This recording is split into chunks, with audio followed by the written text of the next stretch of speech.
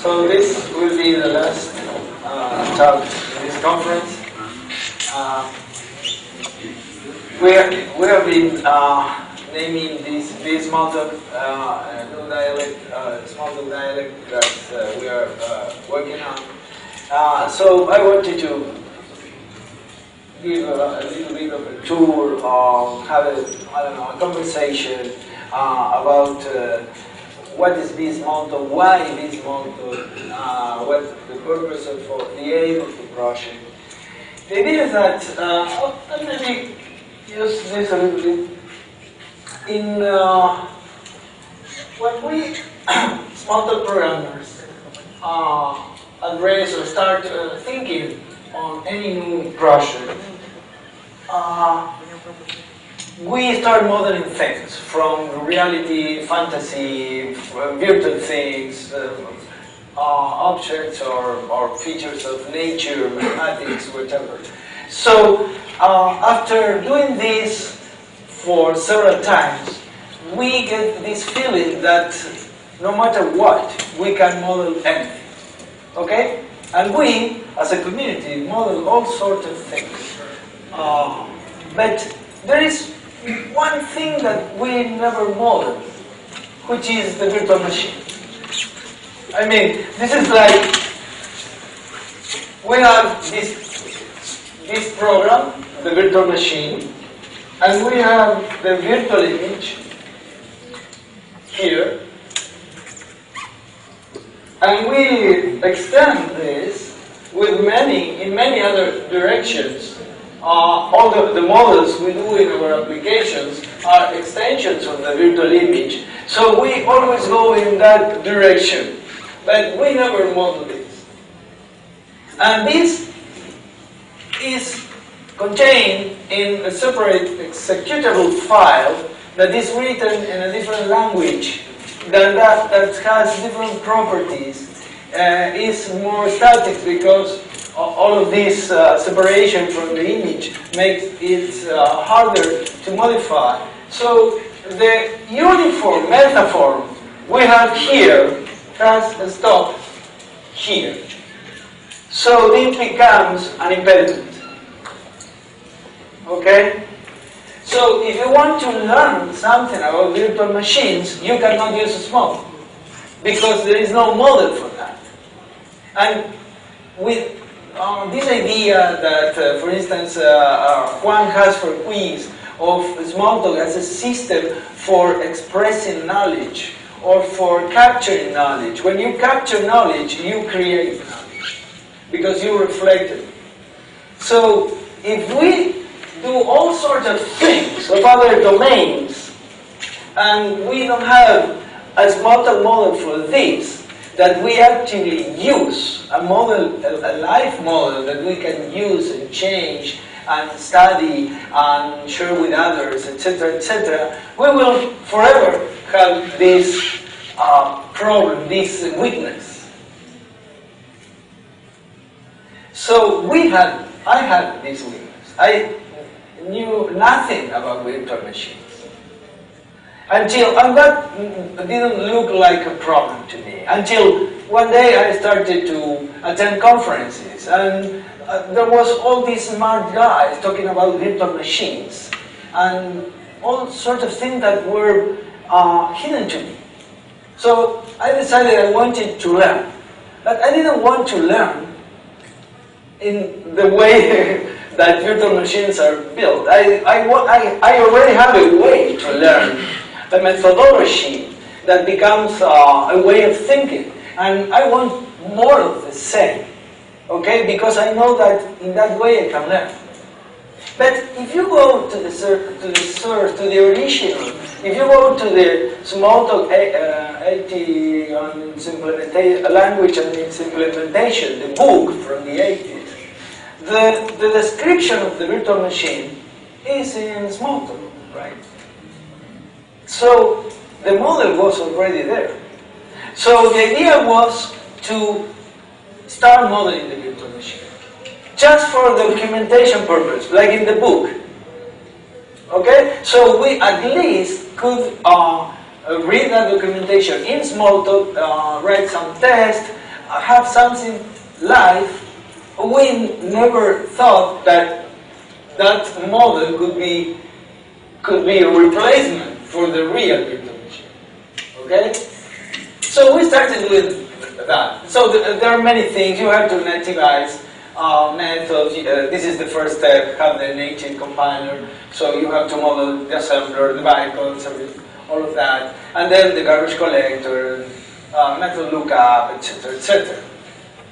The list is short, but each of these items requires a lot of effort, knowledge, and testing, etc., etc. So we started doing that. And eventually we have something that started to work. So we said, well, maybe the documentation runs because we wrote it in Smalltalk, and maybe it's good enough to get rid of this and come up with the VM here. So it will be like an extension of the image that makes the image possible.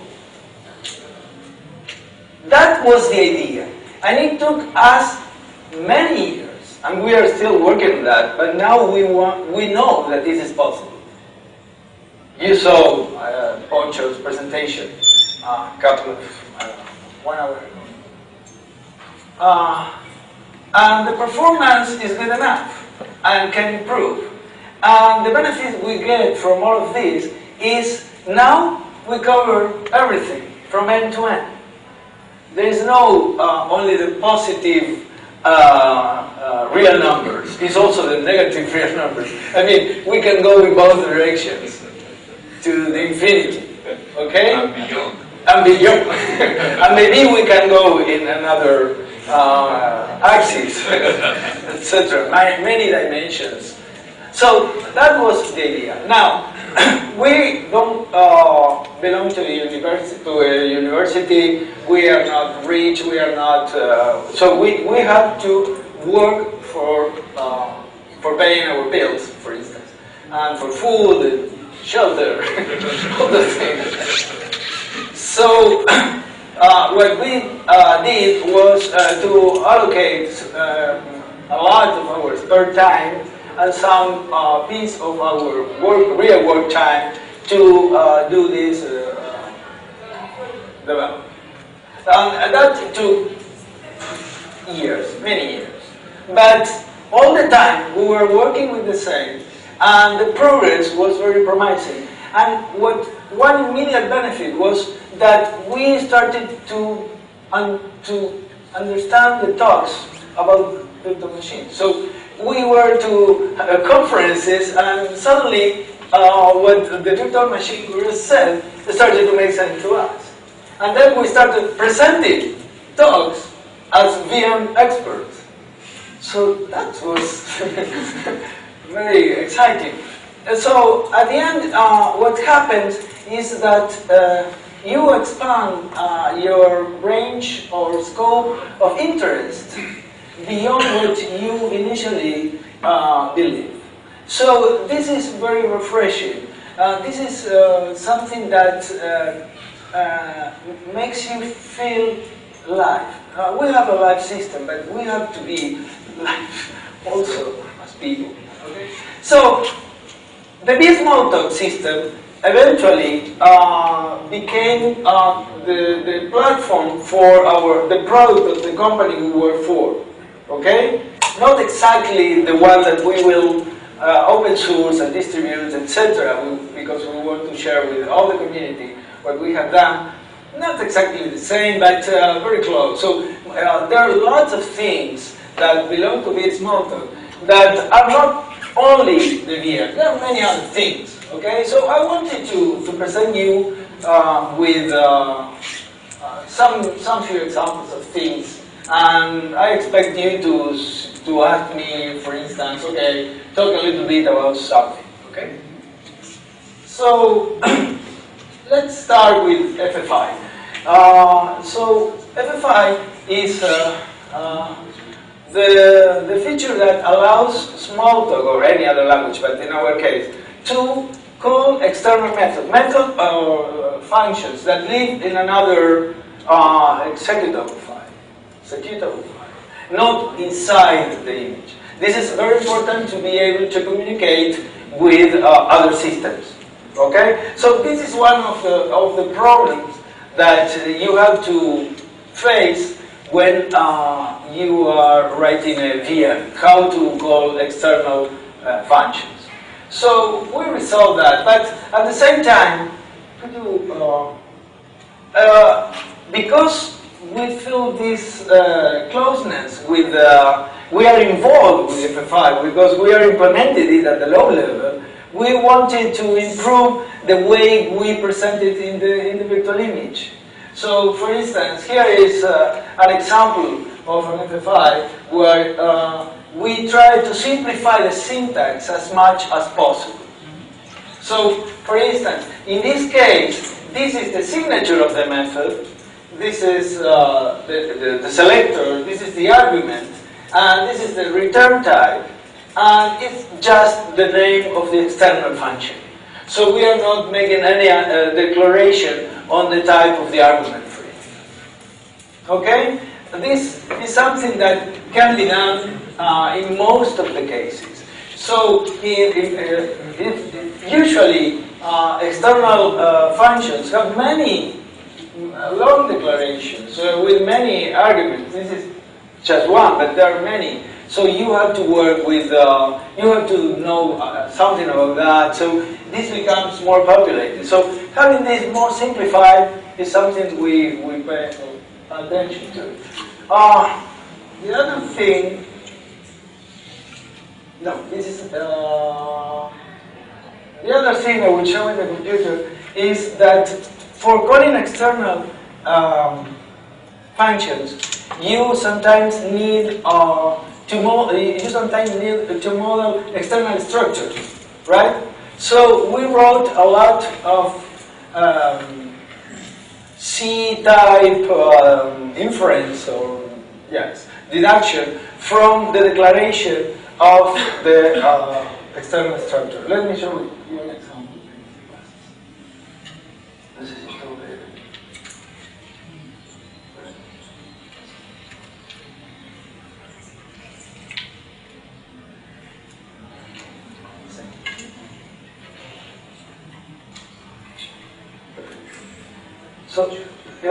So for instance, here we have all the structures that are required for HTTP APIs, some API that we will use for our server. So here I have one of the external structures. So do you want to write? So on purpose, we have removed all the information. So we have the name, only the name of the structure. So I will show you our workflow. We have the structure, we only have the name. So what we do, we click on the name. Okay. No. We click, right click there, go to the menu, go to Google, find in Google the structure, click enter, copy the structure, okay? Come back to the browser. That's the hard part. Come back to the browser. Go to the class method, the class side of it. Paste this here in the method we call def, the definition of this type definition. Enclose this between tags, which we call def. Notice that this is an extension of the Smalltalk syntax. Because if this was...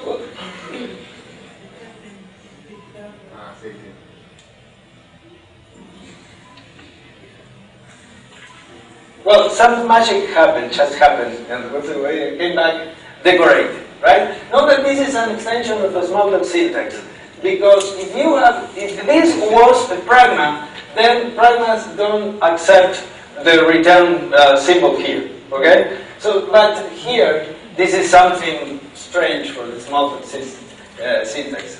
So we extended the Smalltalk syntax, and now we have tag nodes in our Smalltalk code. And this special tag node knows that this is a structure.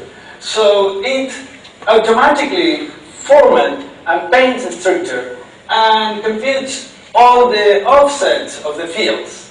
So you don't have to worry about that.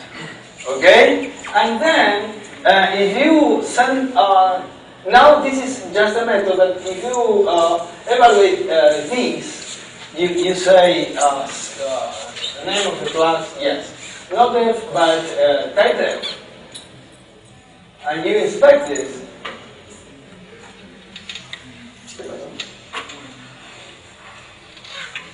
Then what you have is an object. It's a C type def object that knows everything about this. And this can generate all the accessors to the fields, the size of the structure, the offsets, etc., etc., etc. So if you go there and say generate, I don't know if from here, but let's try or sure. See, but before remove this and let's go to the instant side and click on accessing. It's empty. Now we will populate this emptiness with the accessor method to all the fields of the structure. Yeah. So refresh, and now you have everything. And now the offsets are variables, shared variables, pool variables. Okay?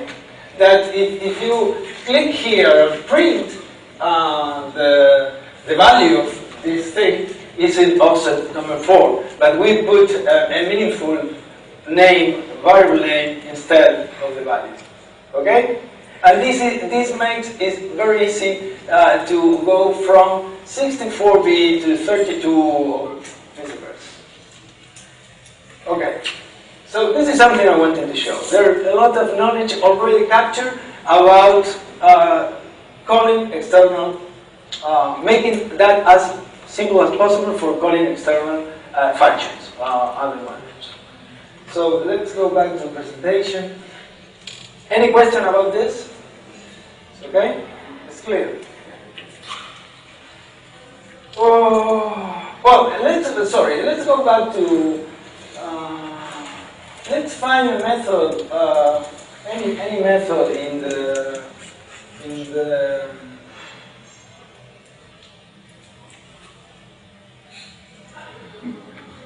external library hierarchy. So go to external library. So take any method from any class here. So this one, for instance. So this is a no.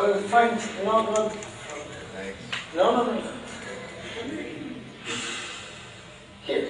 So here is another example, okay, of an external FFE call. So let's inspect this method, this compile method. Here is a compile method, but the class of this compile method is not compile method, it's FFI method. Okay? This means that it is, this is a subclass of compile method with two additional instance variables. One is the entry point, go there, and so the name of the external function, and another one is a descriptor, low-level thing that has to do with the types of arguments. The 255 slots are for storing the address once it's called, it's a cache, etc., etc. So if we go and browse this class, FFI method, and we go a level up here, we will see that we have many subclasses of compile method. So we have just seen FFI, it's a little bit different. There is a subclass for comp methods, There are foreign methods that have to do with something that Guillermo already shown about methods that have pragma that use a hybrid compiler that allows other languages to be embedded in the Smalltalk browser, and they also have senders and implementers and all the things. And we have a method that where you can write in assembly. We have assembly because we are creating the native version of every method. So we have an assembly and we have the disassembly. So if you click in any other, well, you have seen already in several presentations, you have to choose one method. We show the disassembly code also of any method of the native code. This is, so we have the assembly and the disassembly, and the disassembly brings not only the assembler, it also has another column for the bytecodes and the third column for the Smalltalk code. And so you can see that the Smalltalk code is very close to the machine code. So before, many years ago, before becoming a Smalltalk programmer, I was an assembler programmer. And for me, these two languages are very close. And this pane here will convince you that the distance is very short. So Smalltalk is closer to me, to assembler, than to any other language. Because in assembler you can also assembly of memory and have you can have a live system by doing this. The only thing is that you have only one option, which is the CPU, where you move things and send messages to it. Okay, go back to the presentation to see if there is any other thing interesting. Go back to the menu.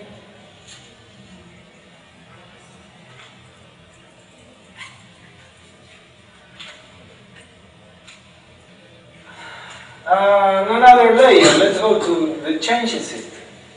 Every Smalltalk has a changing system, a change system, right?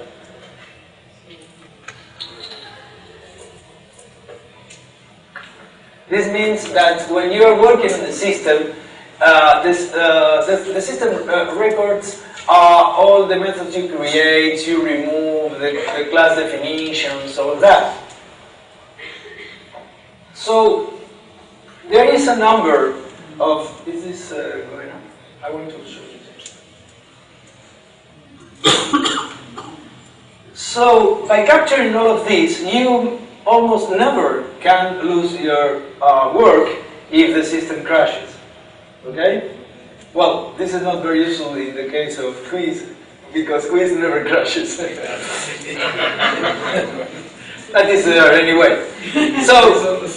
So you can recover from the change log that was saved when you were typing. Also, you can use the changes for sharing your work with other people and for integration. We do a lot of things with changes. So the idea was to extend the number, the amount of changes that we have to verify all of them. So, for instance, having, I don't know, the refactoring method, commands that we have that man was talking about, rename instance variable, or rename class, or rename selector, or maybe move this system variable from this class to the other. All of these commands can be captured as changes, can be verified. And so then you can browse all the changes. So this is a partial list of all the things we have in Bee Smalltalk for verifying the changes you make to the system. Here, for instance. So for method we have, so here are the objects and here are the operations. So a method, for instance, can be created or moved to another class, or could be deleted, or could be forgotten from a project. Okay? and could be added to another project. Sorry? A method could be renamed, but it's yes, yes, sort of, because you create a new one actually.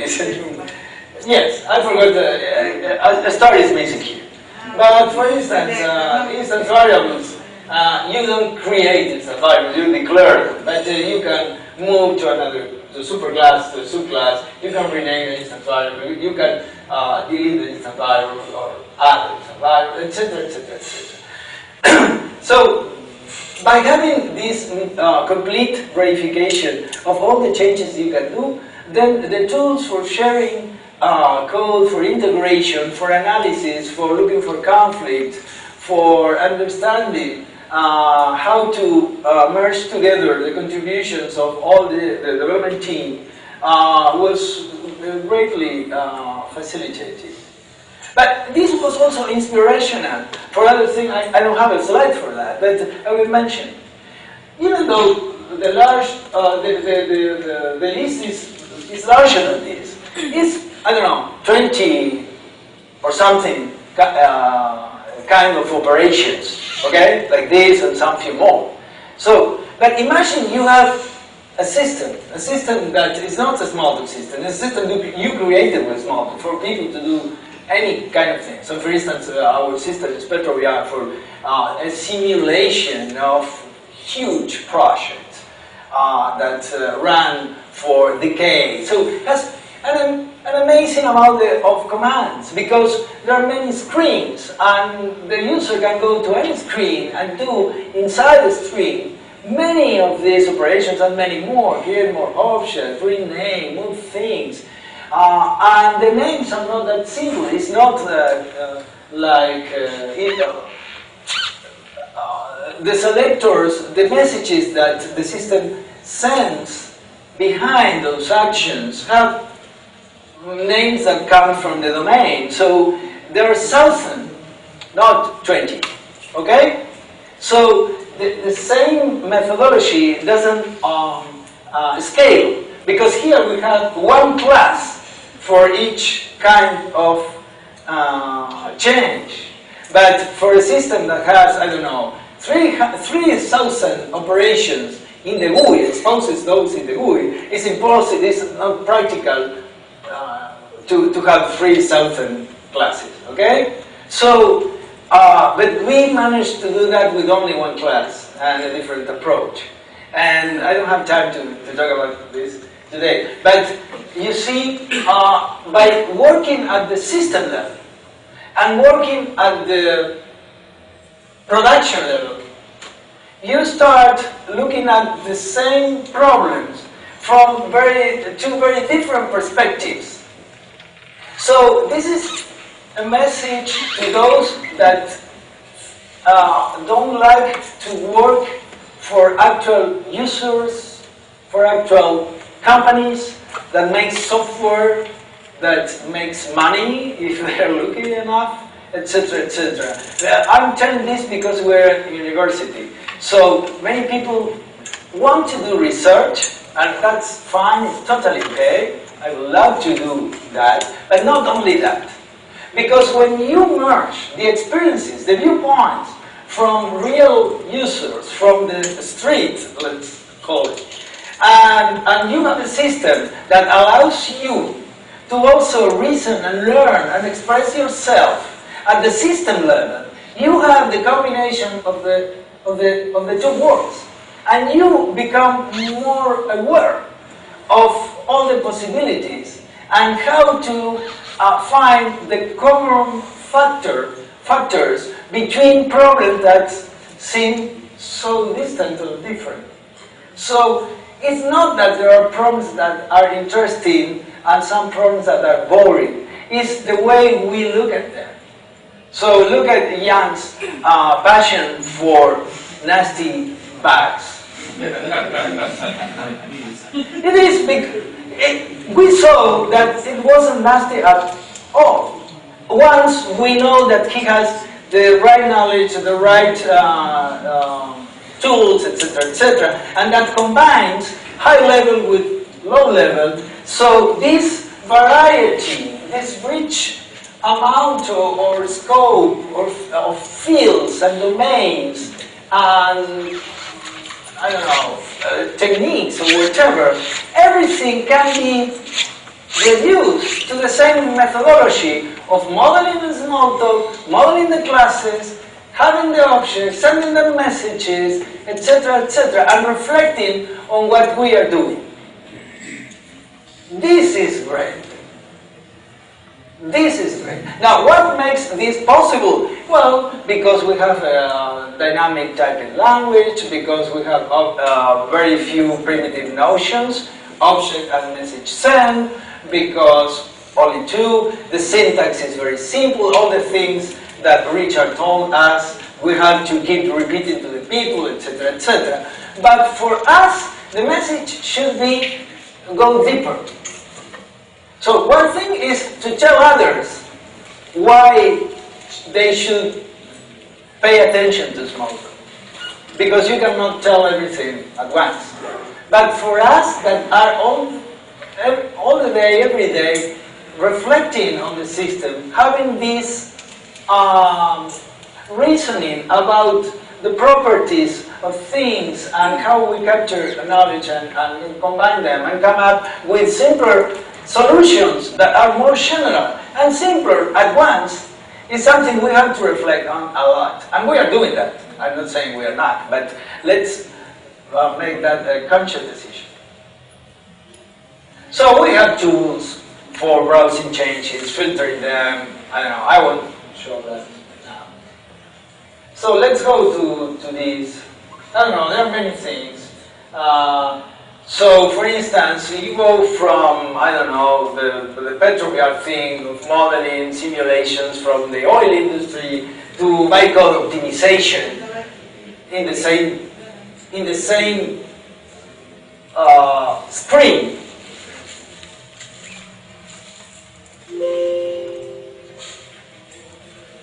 If you understand what I mean. The discussions in the team go from one level to the other all the time, and not in a chaotic way, in a constructive way, because there is a system we are building. And when you capture knowledge in a system that you can run, that creates the structure that you need to capture the information and not create, without creating chaotic discussions that end up with nothing. Okay? It's not just talking. So, for instance, bytecode optimization. So, of course, we have the bytecode verified, and the bytecodes know how to nativize themselves, etc., etc. So we can add a level of optimization. Not that much. It's a little bit for fun and also for simplicity. For instance, this is for fun. So here I have this method. So I have a temporary, I assign one to the temporary, and I then send a message with that temporary as an argument. So if you go and see the bytecodes generated, we are loading one, storing one in T, and then pushing the argument, because this is how the Smalltalk ABI works. You push the argument on the stack, and then you send the method. Okay? It's a column missing because the method is with columns. Now, if you look here, you store R, which is a register, into this temporary, which is a memory, T. And then you push T. But T and R are the same, because the previous instruction says that. So you could push R instead. Okay? So the optimizer does that. Here is a variation. So we have something similar, except that here we have some message for T, and then we return T. So in this case, we load 3, we send +4, okay? Then we store the result into the temporary T. Then we load T, and then for returning it. So you see, while loading T into R, if the previous instruction is to store R into T. As a several programmer, I would never have done that. It makes no sense. So the optimizer gets rid of it. And there are dozens of these things. So by playing with the optimization, you won't make your system faster. But you will learn a lot. And that's the interesting part. I don't care if it is slow or fast. I really don't. Okay, let's go to another.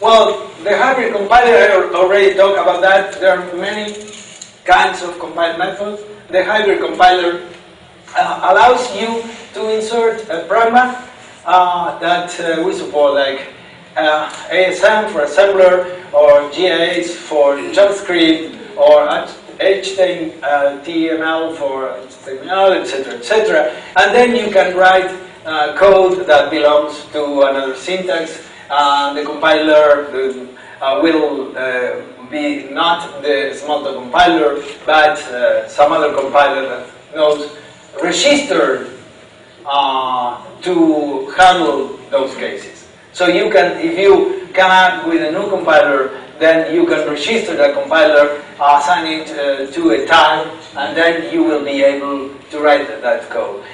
So the minimum requirement is that code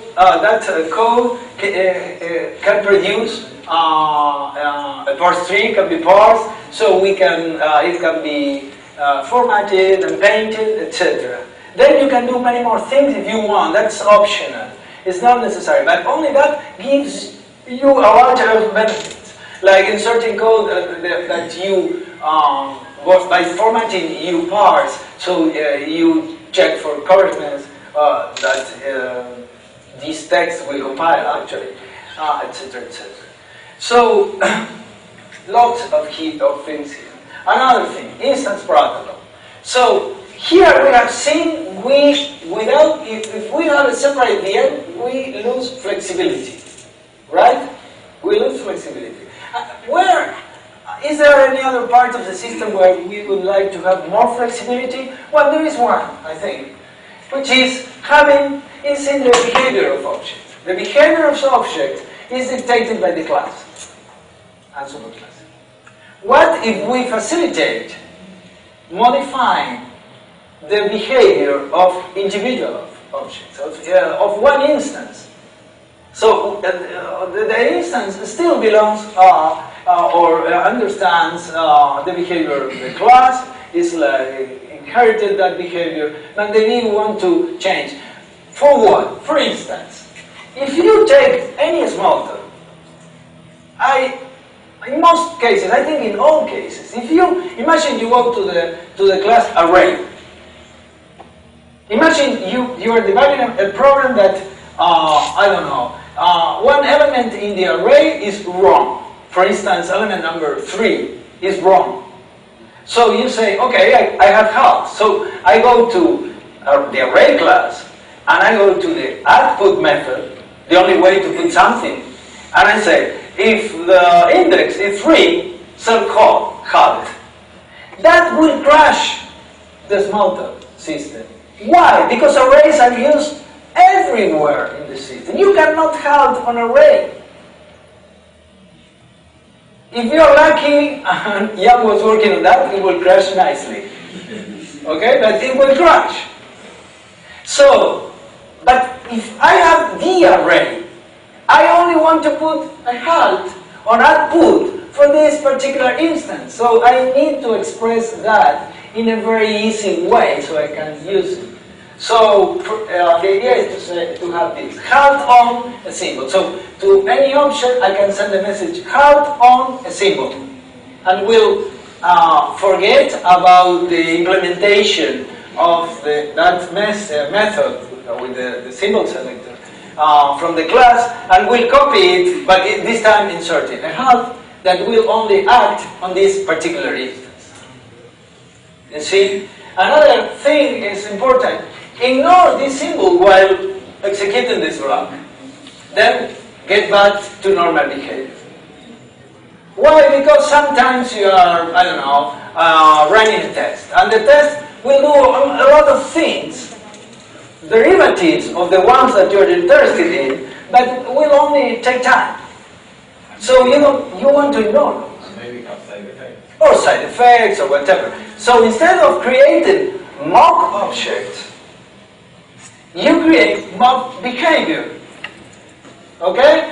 One thing that works very well is ignore. So ignore replaces the selector with yourself, basically.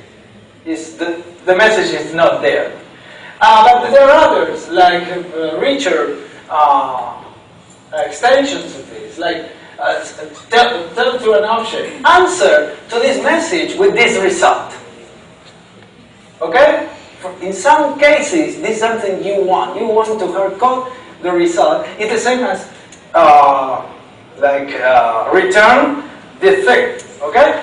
Now you don't need to express this thing with text. You can put the actual result, and this will only affect the option. Or more a variation is this is not with this option but evaluating some block. So instead of sending this message in the usual way, evaluate this block. And the block will get the argument verified as if the selector had arguments. Okay? Similar to what happens with that not understand, where you get the message verified so you can reflect it. So, I don't know, get back to the menu. So we are on time. I don't know, I think if there is anything here you can ask about or any other thing that is not here. Otherwise, let's stop here because it's too late. We are tired. And that's it. So any question or wait a second. Anything else? I have a question. Okay. First, is this open source? This is a very good question. Yes, it's open source. It's not published yet. This is probably the first time it happens in the software industry. We made a mistake when estimating the efforts. I'm very sorry.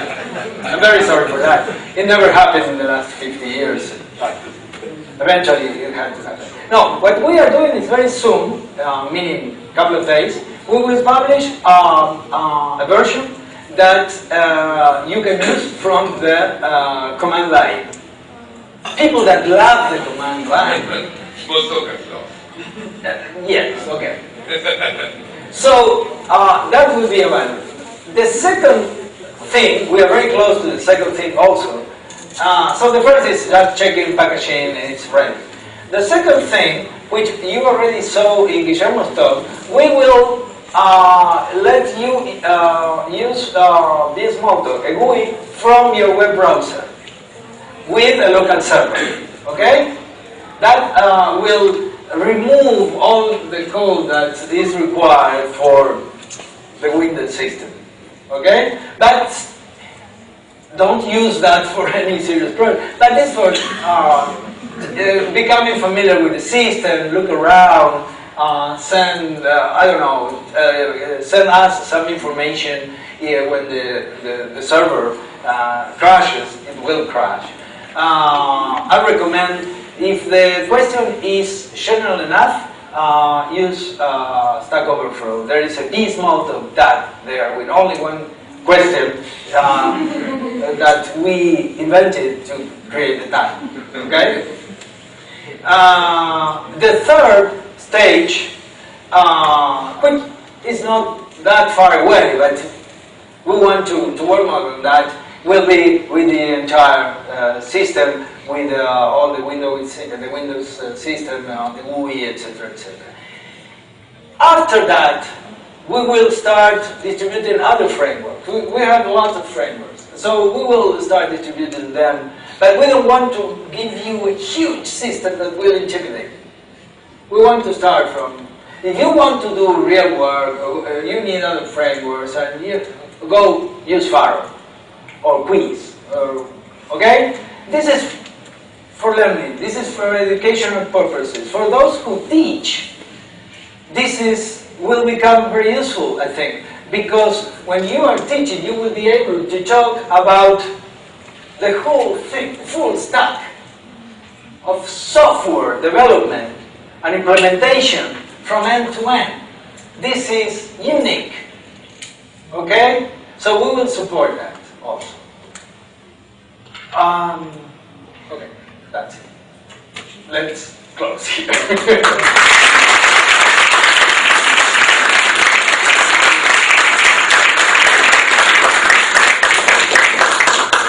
Okay, now I will close the conference. So this is not the conference. This is the number 12. 12 years ago, we started with this crazy idea of gathering together and inviting people from other countries, etc., etc. This was complemented with another decision of creating very early we started the work to create the foundation, the FAST Foundation, the Fundación Argentina de Smalltalk. Okay? So the foundation is the entity that makes this possible, that formalizes, is the system, okay? And this is the execution of that system. And our strategy, you have seen, is to go to the provinces, to other universities. It's not something that belongs to Buenos Aires. Sometimes the event happens in Buenos Aires, but not the most of the times. We enjoy going to the provinces, to other cities, to talk to students, professors who want to support them, who want to invite people. After 12 years, this is well known not only in Argentina, but in other countries and continents. Okay? So we already have created something that has meaning, that is well known, that creates synergies, opportunities. You will meet people, you will luckily get some check. I don't know, you will enjoy. So I want to thank you all, especially to the university authorities and professors and everybody that in this university made this possible. It's a lot of work. Until you organize a conference, you don't know how hard it is. And we have been doing this for 12 years, and it's not simple. I mean, it's very hard. But also, lots of thanks to the sponsors, which make possible to have this free conference and have a sustainable foundation that have some savings that will ensure that this will continue for the next several years. So we know that next year we have the money, etc., and this is sustainable. This is very important. And this is a foundation, which means it's not an open organization formally from the legal point of view.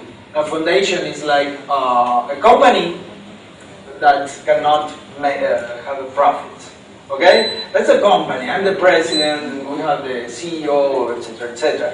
So we make the decision.